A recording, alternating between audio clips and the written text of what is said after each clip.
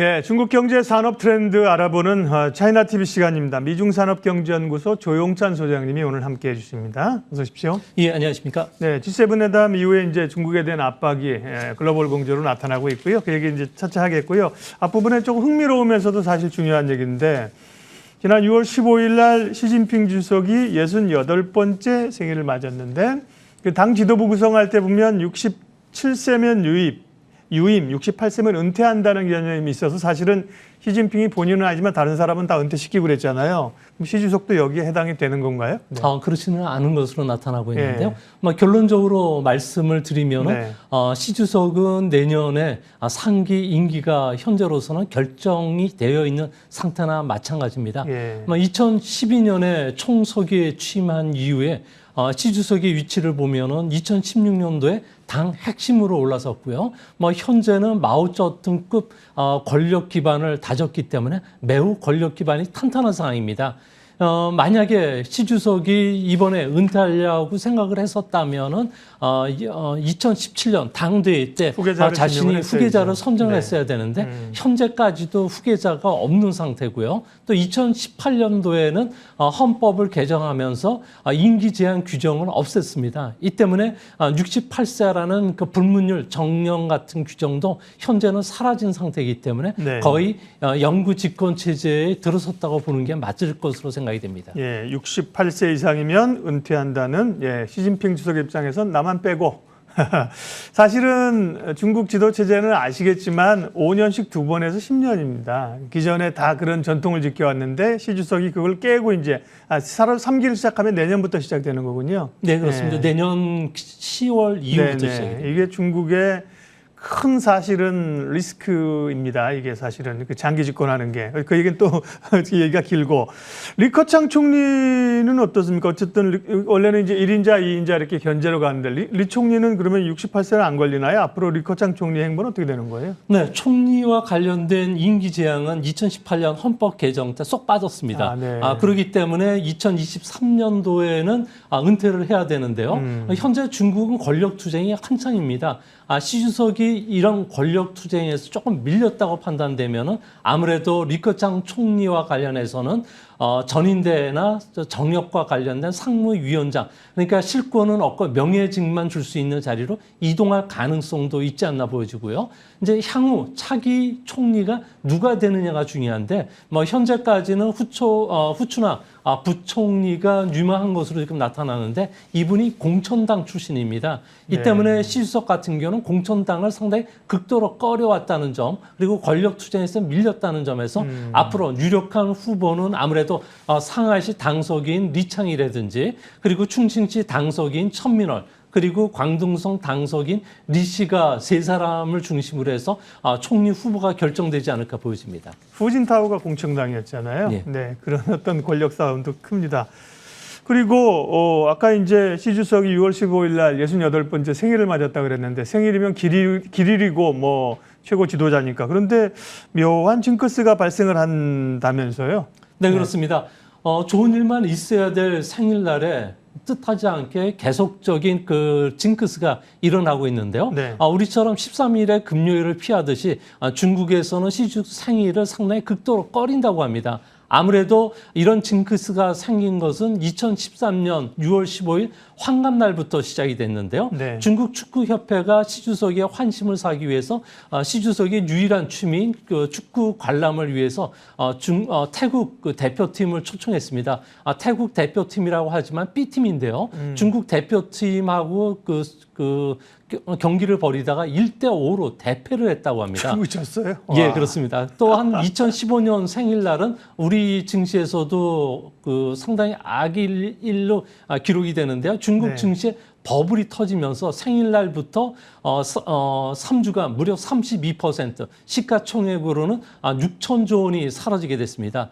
이듬해인 2016년도 생일날 같은 경우에는 중국 공산당의 그 나팔수라고 할 수 있는 인민일보가 시 주석의 그 비판 기사를 실었는데요. 이 때문에 중국 정치계가 좀 상당히 어수선했다고 합니다. 또 한 가지는 2018년 65세 생일날은 트럼프 대통령이 시 주석을 겨냥해서 중국 제품에 대한 25% 첫 관세를 발동을 시켰고요. 또 2020년 작년 같은 경우에는 베이징 그 시청구에 위치한 신바티 농수산물 도매시장에서 코로나 2차 유행이 발생하면서 베이징시가 그야말로 상당히 그 엄중한 상황으로 들어갔다고 합니다. 네. 그게 가십거리로 얘기하는 건 아니고요. 사실은 중요한 얘기인데 올해 또 그냥 넘어가지는 못한 모양이죠. 올해 뭔 일이 있었습니까? 네, 며칠 지났는데. 시주석의 생일 올해 날이죠. 6월 15일 같은 경우는 주강 삼각지에 전력을 공급하는 광둥성 그 타이산 원전에서 심각한 방사능이 유출되는 사고가 발생했다고 CNN이 특집 보도를 했는데요. 뭐 제논뿐만 아니라 크립톤이 대량으로 유출되는 재앙적인 사고가 발생했다고 하는데 중국에서는 15일까지는 시주석 생일을 의식해서 전혀 사고가 없었다는 이야기를 했다가 어저께 드디어 사고를 공식 시인했다고 합니다. 중국에서는 시주석의 생일날 이렇게 계속적인 그 이상한 일이 발생하는 것은 시주석의 부친이죠. 시중신의 묘가 이장된 곳이 섬서성에 있는 칭린 산맥이라는 그 의견들이 있는데요. 이 칭린 산맥에 있는 시중신의 묘지만 하더라도 무려 여의도의 15배 정도 규모에 달하는 1220만 평 규모라고 합니다. 홍콩 섬의 3분의 1 정도 규모가 되는데요. 이 묘지가 풍수 지리학상 용이 지나가는 길목에 를 차단시켰기 때문에 이거와 관련해서 용이 노했다는 중국인들의 이야기가 있는데요. 이 때문에 중국에서는 최근 들어서 지진이라든지 그리고 화산 활동도 활발해지고 있고요. 또 대화재라든지 각종 사건이 끊이질 않았다고 합니다. 이 때문에 중국에서는 생일날 징크스가 되는 이런 현상이 계속 벌어지고 있고요. 또 한 가지는 측근들의 배신 그 행위, 또 국제적으로 중국이 왕따 당하는 것도 이와 무관하지 않다는 이야기들을 하고 있습니다. 네. 뭐 아까 시진핑 주석 생일날 뭐 축구팀이 지고 이런 거에 정말 까짓거리인데요.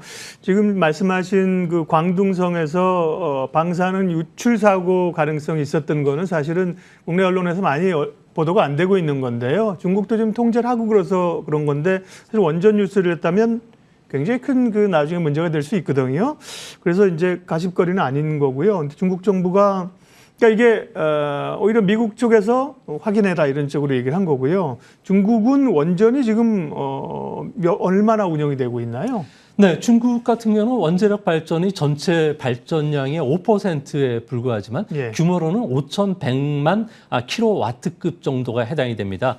문제는 2030년까지는 700만 킬로와트가 더 늘어나게 되는데요. 7천만 킬로와트가 되는데요. 이렇게 되면 총 1억 2천만 킬로와트 정도가 되기 때문에 세계 1위 원전이 된다고 합니다. 현재까지는 원자로와 관련해서 49기가 있고요. 또 원전은 16개로 구성이 되고 있는데요. 이제 문제는 앞으로 20기의 원전이 들어설 것으로 보여집니다. 이제 한반도와 바로 마주보는 원전이 무려 15개의 원전이 있는데요. 이 중에 하나라도 터지게 됐을 경우에는 편서풍을 타고서 3일 이내 한반도를 덮칠 수가 있기 때문에 우리가 이번에 그 광둥성 타이산 원전과 관련해서 상당히 주목하는 이유도 여기에 있습니다. 네. 그게 이제 홍콩 약간 위쪽에 있는 거잖아요. 광둥. 네, 홍콩과는 130km 정도 떨어져 있고요. 또 마카오와 관련해서는 60km 떨어져 있기 때문에 아무래도 광둥성 전체에 영향을 미친다고 볼 수가 있겠습니다. 중국은 처음에 그런 일 없다 뭐 그런데 시인했다는 말씀은 어느 정도 시인한 건지 궁금하고요. 앞으로 원전을 계속 짓게 되면 우리나라도 어쨌든 긴장이 좀 되네요. 네, 그렇습니다. 방사능과 관련된 그 시인을 했는데 핵분열 생성가스 유출이 1호기 그러니까 2018년도부터 가동됐던 여기 원자로에서 발생을 했다고 하는데요. 원자로 같은 경우는 6만 개의 그 연료봉이 있는데 이 중에 5개가 훼손이 됐다고 합니다. 이 때문에 연료봉이 손상은 됐지만 방사능은 유출되지는 않았다고 이야기를 하고 있는데요. 이제 문제는 프랑스와 합작으로 된 신형 그 원자로에서 사고가 났는데 앞으로 건설된 중국 독자적인 원전 같은 경우는 어떤 사고가 일어날지도 모르고요. 지금도 숨겨왔기 때문에 앞으로도 숨길 가능성이 크지 않을까 생각이 됩니다. 더 큰 문제는 중국에서는 원전과 관련해서 방사능 물질이 함유되어 있는 오염수를 현재 바다에 무단으로 방류하고 있는데요. 네. 광동성에 위치한 그 다이만 원전 6기 같은 경우에는 액체 삼중 수소와 관련해서는 연간 225조 베크렐을 무단으로 해양에다 방류를 하고 있다고 합니다. 세계를 발칵 뒤집어 놨던 후쿠시마 원전보다 10배 이상 많은 규모가 되는데요. 대부분 원전과 관련된 오염 배출 물질과 관련된 기준이 없기 때문에 앞으로 우리 생태계에도 어떤 영향을 끼칠지는 면밀하게 검토를 해야 되는데 이 부분과 관련해서 우리 정부 입장에서는 이런 그 사고 시나리오라든지 분석 자료를 전혀 준비를 하지 않고 있기 때문에 네. 서둘러서 지금 마련해야 되지 않을까 생각이 듭니다. 그러니까 이 타이산 원전은 처음에는 중국 측 보도는 아까 국내에 잘 안 알려져 있다니까 이 얘기가. 근데 중국 측은 뭐 택도 없는 소리라 이렇게 얘기하다만 이제 한 발 물러났네요. 연료봉은 손상됐지만 그래도 방사능 누출은 없다.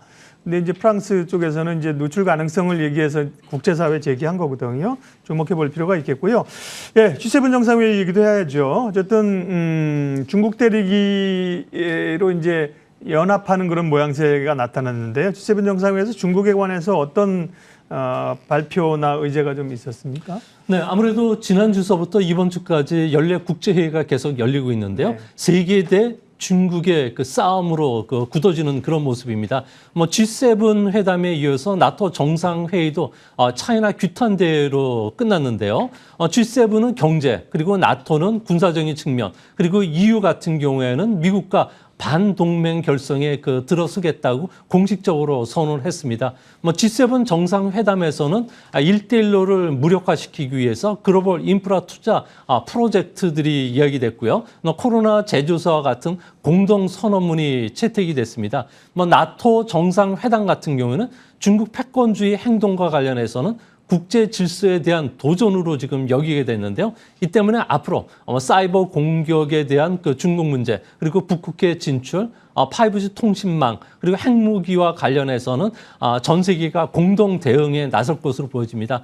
당장 중국 같은 경우에는 이제 나토와 쿼드가 연합을 해가지고 중국에 대한 군사적인 압박을 높일 것으로 보여지고 있는데요. 이 때문에 중국 외교부 같은 경우에는 사실을 왜곡하고 흑백을 전도했다, 용납할 수 없다면서 강력한 대응을 경고를 했기 때문에 앞으로 미중 간의 그 냉전 구도는 고착화될 가능성이 높지 않나 이렇게 보여집니다. 중국의 1대1로에 대응하기 위한 플랜이 B3W 이렇게 약칭으로 얘기가 됩니다. 이 얘기만 마지막으로 좀 해주세요. 어떤 내용인지. 네, B3W라는 것은 빌드 베터 월드라는 이야기가 되는데요. 앞으로 미국 같은 경우에는 자유나 민주주의, 인권의 가치를 공유하는 국가들을 중심으로 해서 신흥국에 대한 앞으로 2035년까지 40조 달러에 달하는 인프라 자금을 저리로 대출해 주겠다는 겁니다. 중국 같은 경우에는 국가 신용 등급이 A 등급이지만 G7 국가들 같은 경우는 트리플 A나 더블 A 정도가 되기 때문에 저리로 중국보다 더 싸게 자금을 조달해서 개도국에 지원해 줄 수가 있고요. 또한 높은 투명성을 보장해 주고 그렇기 때문에 중국처럼 과잉 채무 위험에 빠져서 종속화되는 문제를 막겠다는 이야기입니다. 이 때문에 중국 입장에서는 1대1로 사업에 큰 타격을 받을 수가 있다는 측면에서는 상당히 심각한 위험으로 받아들이는 그런 모습입니다. 예, 중국 경제 산업 트렌드 차이나 TV 오늘은 미중산업경제연구소 조용찬 소장님과 함께했습니다. 소장님 고맙습니다.